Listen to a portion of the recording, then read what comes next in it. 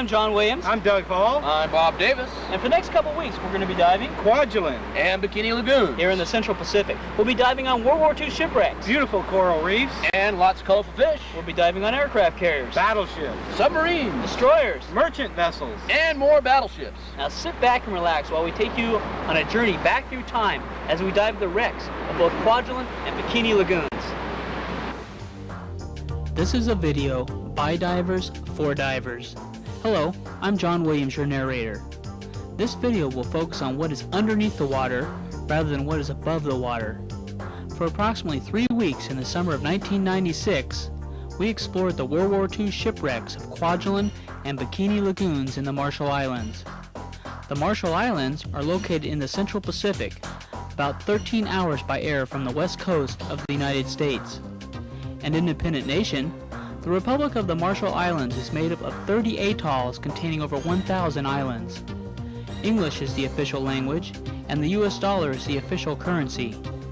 We will begin our video with our diving at Kwajalein Atoll. Kwajalein is the world's largest enclosed lagoon and is over 60 miles long by 20 miles wide. At the south end of the lagoon is the island of Kwajalein itself, which is currently leased to the US Army and functions as a missile tracking station. During World War II, Kwajalein was the site of a major Japanese naval base.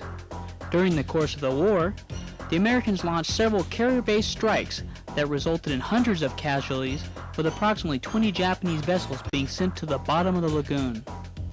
Due to the sensitive military operations conducted on Kwajalein, the lagoon has been off limits to tourists until just recently. Because it remains a restricted area, all dive operations are conducted from the nearby island of Ebi. The dive operation is run by Steve Galvagan. Assisting him is Yoshi Kanako, a dive master, and Joab Jaklik, the skipper.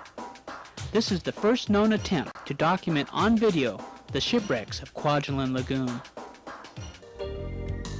Okay, the Prinz Eugen was a German Hipper-class heavy cruiser. It's pronounced Eugen.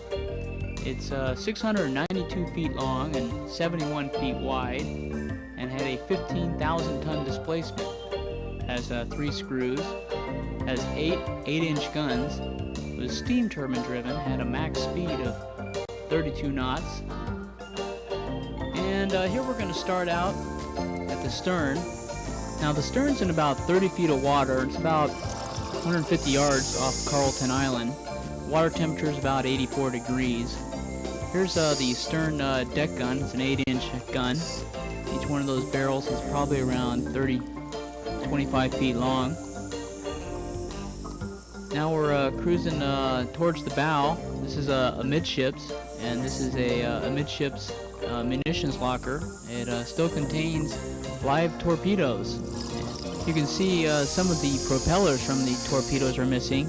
Some of the local Kwajalein divers assigned to the base at Kwajalein have been into this wreck, and they've taken the propellers off as souvenirs. People are prohibited from taking souvenirs at this point. Everything's protected. Now we're still on the port side of midships, and now we're going to do a penetration into the wreck. This is a midships deck level, first level, and it appears to be a crew's quarters.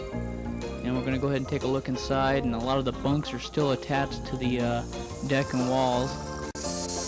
As a special footnote, the ship was launched by Adolf Hitler in 1938, and its claim to fame is that it escorted the super battleship Bismarck on its famous North Atlantic breakout in May of 1941. It was during this engagement that it helped sink the British cruiser the HMS Hood, which resulted in over 1,500 casualties. Soon afterwards, the British were able to sink the Bismarck. However, the Prinz Eugen was able to escape, and it served most of the war down in the southern part of the Atlantic, sinking shipping of the Allies. After World War II, the ship was sent to Bikini for the atomic bomb test. It was moored over a mile from the test. It was meant to survive, and it did, and it was towed to Kwajalein because it was developing slow leaks, and it had a high amount of radiation. At Kwajalein, they were hoping to decontaminate the ship and offload all the ordnance that had been kept on board for the test. It developed a slow list while at Kwajalein, so a decision was made to tow it over to Carlson Island to beach it. Unfortunately, during the night it capsized off the beach and now lays on her port side, keel up, with the stern out of the water and about 110 feet of water. That's where the bow is. Now this is a dual 37mm anti-aircraft gun. It's one of 12 aboard the ship. The ship also had 12 additional 4.1-inch anti-aircraft guns. Now I may add the Prinz Eugen was named after the liberator of Vienna, which was Prinz Eugen of Savoy, who had been an 18th century officer of the Holy Roman Empire. What you're looking at now is the cross-tree shaped foretop structure on the Prinz Eugen. It's a port side view as it lays crumbled against the sand bottom. This is also known as the signals area, where semaphore and the flags would be used. That looks like the ship's horn. Here Doug is showing us one of the 7 torpedo launchers aboard the Eugen. Each launcher held 3 21-inch torpedoes. This one is located portside amidships.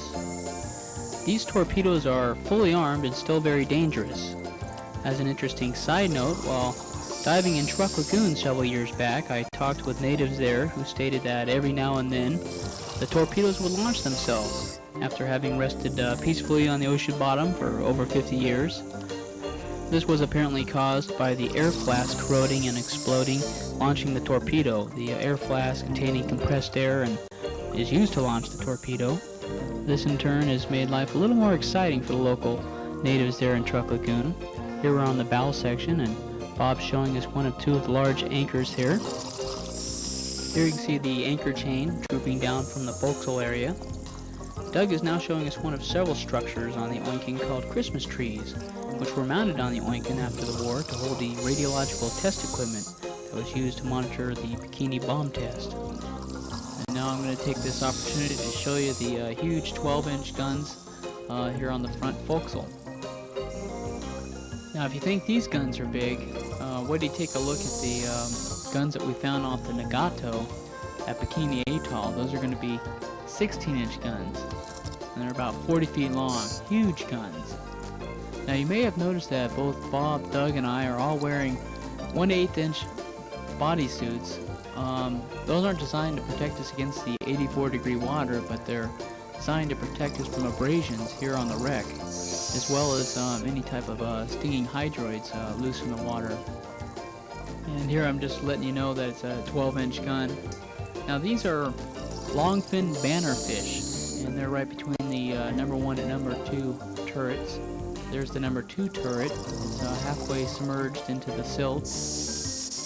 Now you may be noticing that all of us are wearing steel 80 cubic foot dive tanks. That's the standard that's provided by the eBay divers.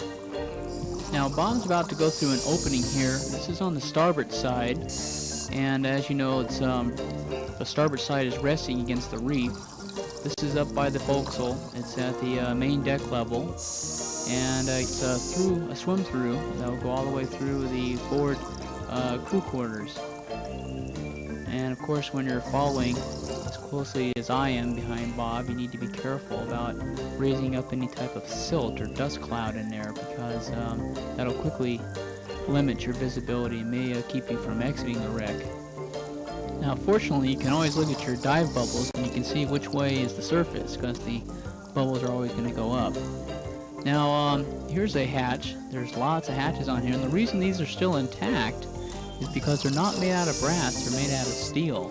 So the local Kwajalein divers didn't take them. And here's some medical cabinets. Also you can see the glass is still intact. And take a look at Bob here.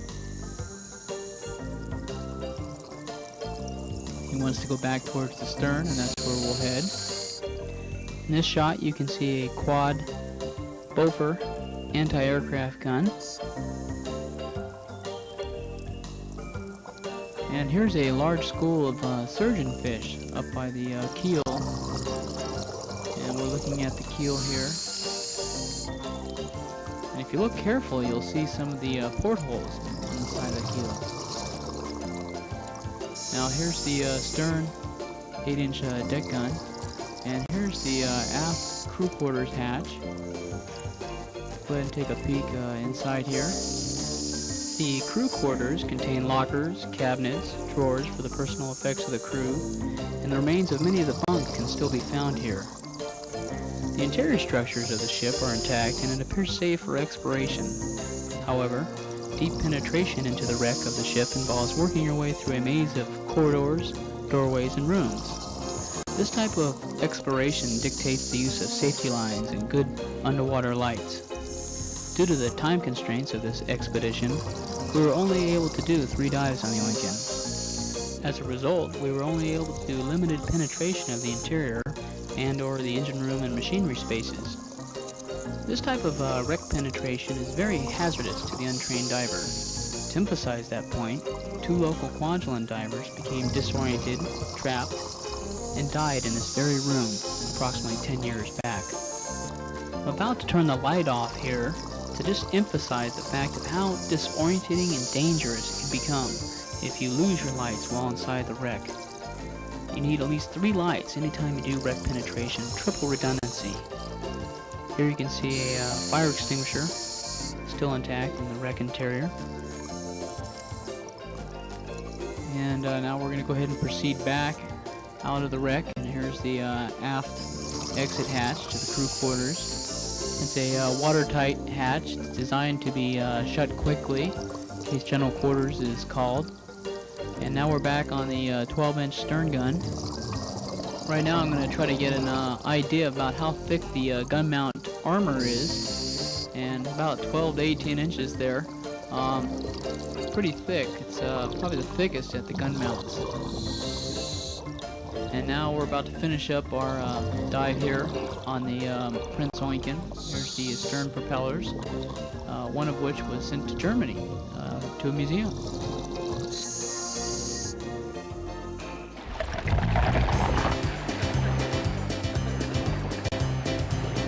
Doug, you gotta synchronize with him. Go.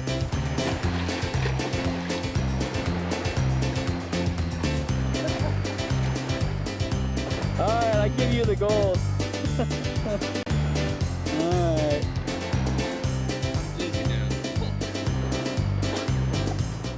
That was a fresh respite.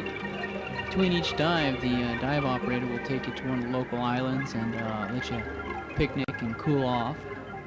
Anyways, here we are at the Azakazi Maru. It was a Japanese cargo passenger vessel, the second largest ship here in Kwajalein, 6,500 tons displacement. It was 424 feet long and 57 feet wide. It was built in 1938, and it was sunk on the 4th of December 1943 by U.S. aircraft. It lies upright in about 160 feet of water, and it has a 3-inch bow gun that we're seeing here, fully intact. Now you may be asking yourself, what does a Japanese passenger cargo vessel need a 3-inch deck gun for? Well, these guns were quite common with the Japanese, and they were retrofitted during the war as a means for defending the ship from American submarines or American ships. And it also is used to take Allied ships down if the occasion arose. And here we can see some of the ready magazines with live 3-inch shells still ready to be taken out and used in the gun. Now we're up by the forward king post, and we're going to head aft towards the stern. And here on one of the king posts is a big sea anemone with some clownfish inside. The anemone is poisonous, but the clownfish have a special protection on their skin that keeps them from being poisoned by the anemone. Now here we see the remains in the number 3 cargo hold of an old Japanese car, probably being transported to Kwajalein to serve one of the base commanders. The tires are still inflated, but most of the car itself has deteriorated quite badly. Now we're in the cruise quarters amidships. A lot of things have fallen down, and most of the furnishings have deteriorated. They were probably made out of wood. And there's a nice shot of the number 3 king post. The king posts were used to add stability to the ship and provide a means for maneuvering these cargo booms that you see here through a series of pulleys and guide wires. There's the bridge,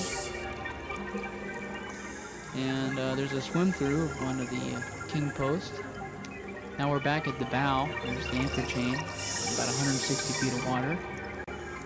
As you can tell, the vessel was anchored when it was sunk. And now we're going to take another look at the 3-inch deck gun. Still the same one that was visited just a moment ago. There's some Moorish idols. And now we're going to take a swim along the port side. And this is a swim through of the midship superstructure. And now we're looking at one of the king posts here above the cargo hold, and you see Doug and Bob taking a needed break after all this wonderful diving here in Kwajalein. Now the Ikuta Maru was a converted Japanese gunboat, had about 3,000 ton displacement. It was about 300 feet long and about 45 feet wide. It lies on its port side on a slanting bottom from 180 feet to 160 feet at the stern. The wreck begins at 150 feet, one of the deepest dives here in Kwajalein. It was built in 1936, and it was sunk on the 12th of January 1944. It has 3 5-inch deck guns on board, 2 of them amidships, such as what you see here, and it also has a 5-inch deck gun mounted on the bow. Now we're taking a look at the midship superstructure along with several king posts there, cargo booms along the sandy bottom. Now we're going to take a look inside the amidships bridge. Everything's 90 degrees off base because it's lying on its port side. Here I tilted the camera to give you a perspective of what it once looked like over 50 years ago. And now we're back amidships. We'll take a look at the ship stack. And from here we'll go ahead and move forward to the ship's bow.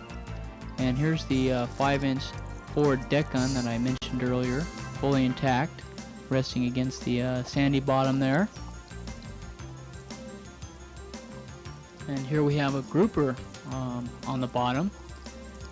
Now at 160 feet at the bow and 180 feet at the stern here, this is beyond the normal safe diving depths for recreational divers. You do need some additional training to do the deep water diving here, and of course all these dives do involve decompression, or at a basic minimum you're going to need to do a 5 to 10 minute safety stop at about 10 feet just to make sure you rid yourself of excess nitrogen.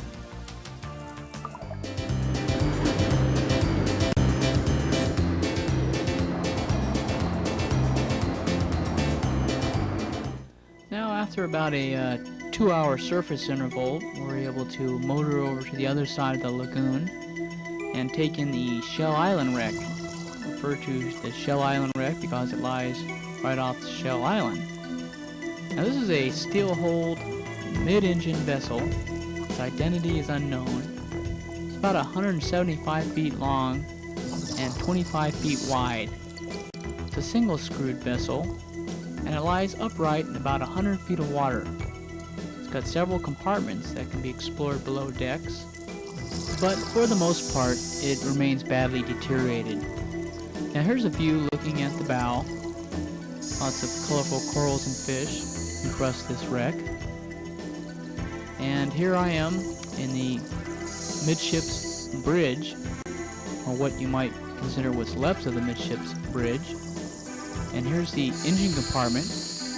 Doug's taking a look at the big diesel engine that they have down there. And there's the smokestack looking back aft towards the stern here. There's some Moorish idols there. Now what's nice is that this ship lies so close to the Shell Island reef that you can swim right up and do your decompression time right there on the reef.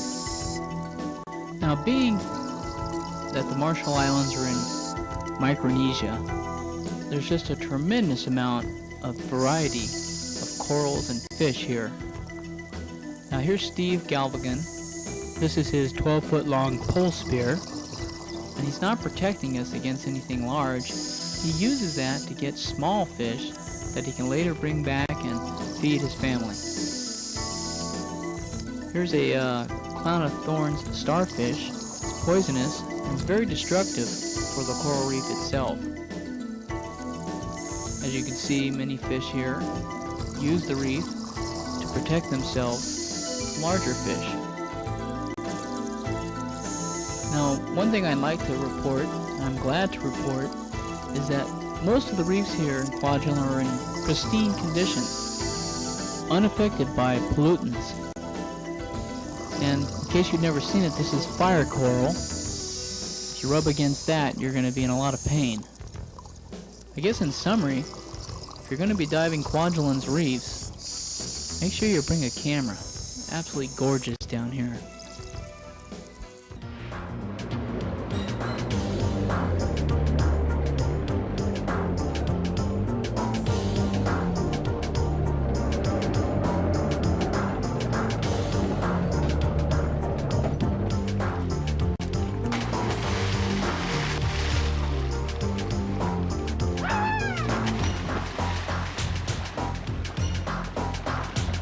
Alright. Ah, that's pretty special.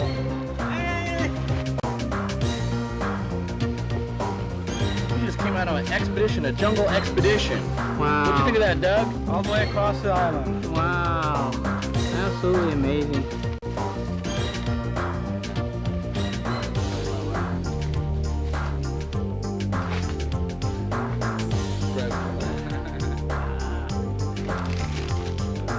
Alright, we're about to have some breadfruit here for lunch. Wow. Never had it before. Be a treat. Yeah. As I mentioned earlier, the surface intervals are usually spent at one of the local islands. You can spend the time picnicking, bringing your own lunch, exploring the island. It's a lot of fun. Anyways, here we are at the Teyama Maru, also referred to as the K2 side buoy wreck. It's a Japanese cargo water carrier with 3,700 tons displacement. It's 340 feet long, 48 feet wide, and built in 1937. It was sunk on the 4th of December 1943 and lies on its starboard side in 135 feet of water. Inside the hull we found some human remains. These are 2 femur bones, otherwise used to hold the thigh. And I'm sure had we kept digging in the silt, we would have came up with more bones and skulls of the victims that died that day and perished with the wreck. Here we are inside the bridge area. This is one of the portholes that was made out of brass and probably was taken by the Kwajalein divers. They're at the army base on Kwajalein. There's some Moorish idols. And now we have one of the deck windlasses that are used to control the cargo booms and the king post. There's one of the outer king posts. There's a look at the bow section. And here's a look at the bow minus the deck gun. It's unknown what has happened to the deck gun. It probably fell off as the ship was sinking and is scattered somewhere on the nearby bottom. Now we're going to go ahead and take a look in one of the water holes, and you'll see a big water storage tank here used to hold and transport fresh water to the troops stationed at Kwajalein during the war. And now that about finishes up our dive here. A little decompression here, and a little extra safety bottle just in case you run low of air.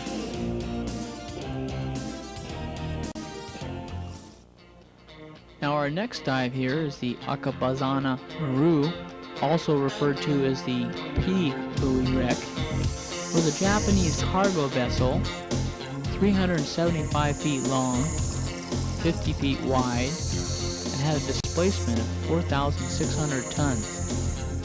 It was built in 1924 and lies upright 500 yards off Kwajalein in about 160 feet of water. The deck begins at 100 feet. As you can tell, the forward deck gun is missing. She's a single-screwed vessel, and she was sunk on the 31st of January, 1944 by U.S. carrier airplanes. Now this particular sea turtle lives on the wreck here. It's got a nest in one of the forward king posts. Every time this ship is visited, the sea turtle will come out and visit with the divers. He mainly feeds off all the jellyfish and other hydroids that are in the water here. Here's a unique piece of coral at the stern. And here's the ship's smokestack at amidships. And here we have a spotted eagle ray cruising the wreck. And another king post.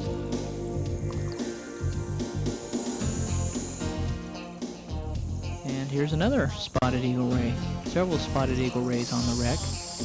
Here's our friendly sea turtle here. Our next dive is the Low Island wreck, named because it is right off Low Island in Kwajalein Lagoon.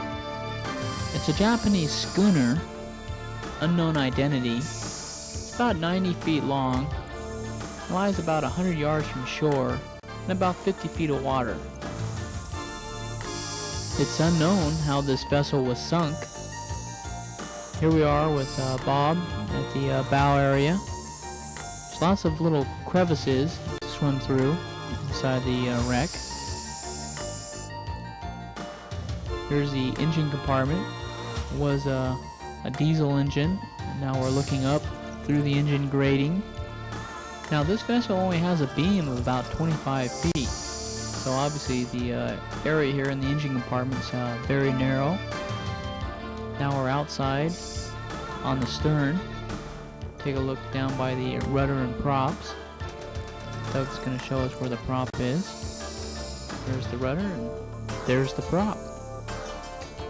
And here's another sea anemone with a clownfish, using the anemone for protection from other fish.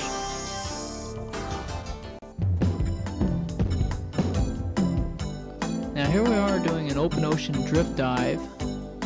I'm not even going to begin to try to pronounce the name of this island. I got it off a chart of the Kwajalein Marshall Island area. But the drift diving out here is spectacular.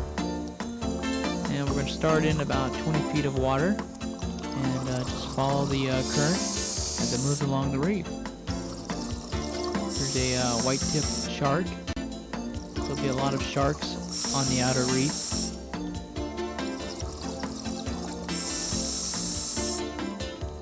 There's a gray reef shark, probably in about 70 feet of water. They rarely come above that. And this is me trying to get close to what I believe is a spotted porcupine fish. And here's another white-tipped reef shark. And as luck would have it, we've spotted another sea turtle here. And here's a nice close-up of a white-tipped reef shark. And here's a trumpet fish, also referred to as a needlefish. And it stalks its prey by just posing as a piece of wood and then darting out quickly, capturing its prey. That was a parrotfish. Here's another white-tipped reef shark. They're all over the reef, but they're pretty much harmless. Here we're going to kind of box this one in, get a close-up here for Bob. There's a angelfish. And here's that 12-foot long pole spear we saw earlier. This This is Yoshi, our dive guide, and what he's going to be doing is getting these small fish, and him and Steve have a little system here. Is that they'll get it, and Steve will come by and bag it.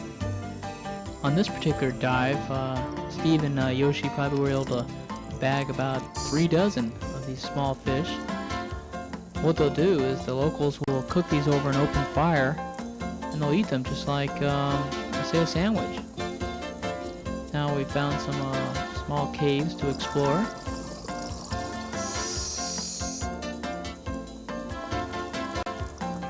Not much in the caves.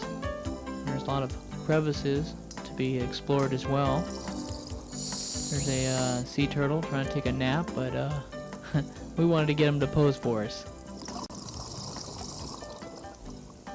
And pose he did. And it's quite friendly.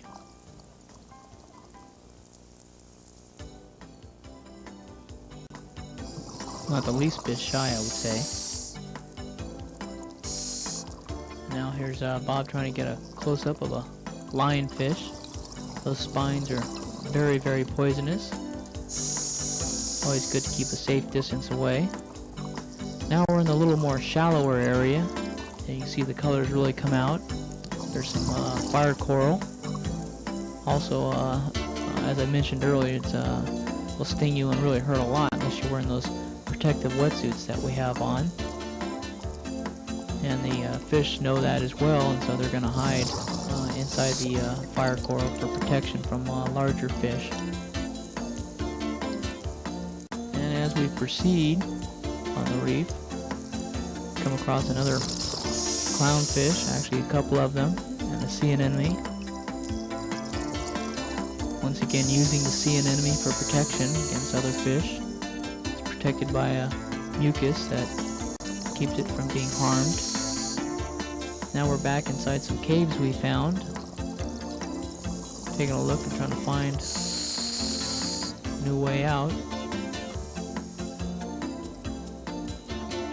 And inside the cave we found a white-tip reef shark. He didn't want to stick around. They're actually quite nervous around divers. And in the shallow here we found a 8-inch unexploded artillery shell. What a lucky find right there on the reef. And this will complete our Kwajalein diving portion.